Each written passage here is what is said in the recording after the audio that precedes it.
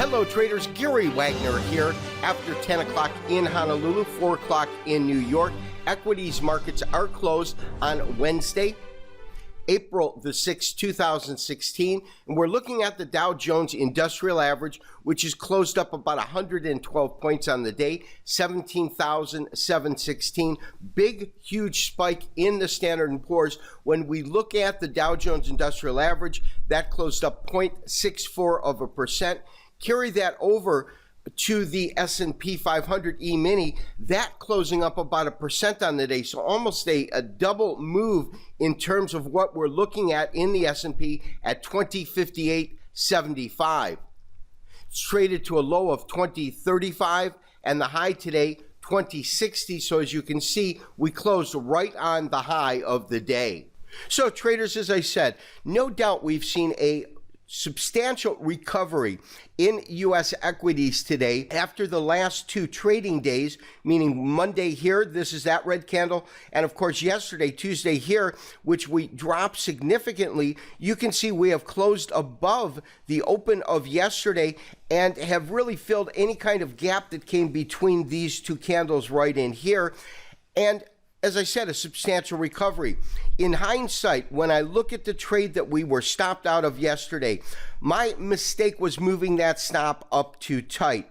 And this mistake is predicated, or I should say misjudgment. It really wasn't a mistake, but the misjudgment was predicated on the fact that I'm always trying to protect any kind of equity that we get and also to protect any profits we get once the market does run in profits. The double-edged sword of using a trailing stop strategy is that when you do get out, you will get out with less of a profit than if you tried to pick a top or pick a bottom in the market. Also, by tightening the stops up, obviously, as we saw yesterday, we have the chance of getting knocked out of the market when our basic assumption was correct and direction that we anticipated was correct. Now, that being said, and that being spilt milk, water under the bridge, any way you want to look at it, what do we believe we're going to be witnessing in this market over the next couple of days? Well, as I said yesterday, we certainly got the dark cloud cover, no doubt about that. We got the confirmation, and that would have triggered a sell signal in terms of a straight candlestick trade itself. The fact that it was also trading under 2043 was significant, and we noted that. But we also talked about the fact, and this is what's really important, is whether or not we were going to see some sort of a correction or whether or not we were going to see some sort of what we called a simple consolidation. In other words, after the market has a healthy spike in it, you get that period of rest or sideways action. You get another spike, sideways action, another spike, sideways action, and so forth.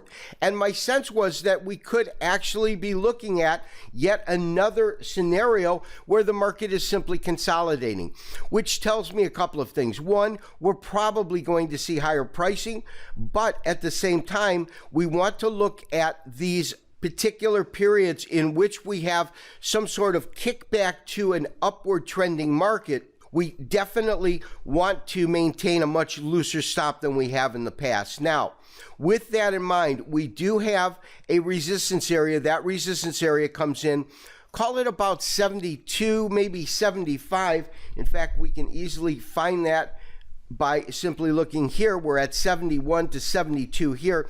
So we absolutely have some resistance in this area. And as I said, we're trading at 60. So I'm not really ready to jump the gun until A, we see it break above 60, or B, the market comes to 60, tracks off a little bit, finds support somewhere, and then we position ourselves for the upside. Right now, the fundamentals that are in play, I still believe will result in higher pricing throughout the year. We will have peaks and valleys, and we certainly will have points of consolidation. This has been Gary Wagner, wishing you, as always, good trading. We'll talk to you tomorrow for another daily update and review. Bye-bye.